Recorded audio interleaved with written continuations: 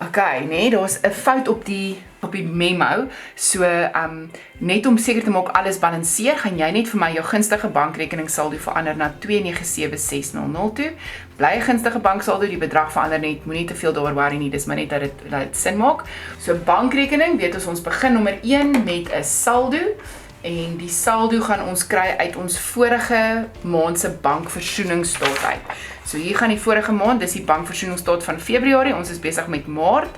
Die gunstige saldo volgens bankrekening kom in die bankrekening, dis die 1 Maart saldo. Gunstig beteken dit kom aan die debietkant. So ons gaan sê 2023, Maart die 1ste.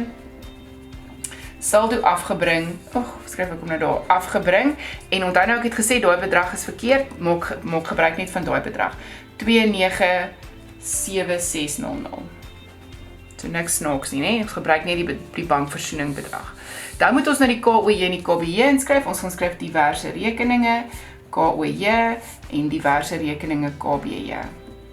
Onthou om die datum mooi te skryf, diverse rekeninge KBJ, en dit gaan jy nou saamwerkpunte voorkry. So wat ook al jy hier gekry het, moet jy dit net direk oorskryf in jou bankrekening, nee. So wat ook al dit is, jy gaan daai punte kry. So KOJ was 602,550 en KBJ was 535,250.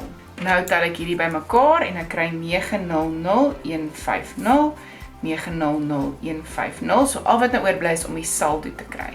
Hierdie kant is die meeste, dis hoekom ek hom die totaal gemaak het. So nou moet ek uitwerk wat kort om daai totaal te kry. So ek gaan daar aftrek 535,250 en dan gaan ek kry 364,900. En dit is my saldo wat nou oorgedra is, wat ek nou gaan afbring na April die 1ste. Saldo afgebring en die bedrag is 364,900. Nee, hierdie twee bedrae is dieselfde. En wat weet ek van hierdie bankrekening saldo? Ek gaan hom ook hier aan die debietkant moet skryf, nee, van my bankversoeningsstaat. Gaan dit dieselfde saldo moet wees, dan weet ek dit is versoen. So in die volgende vraag gaan ons bankversoening doen.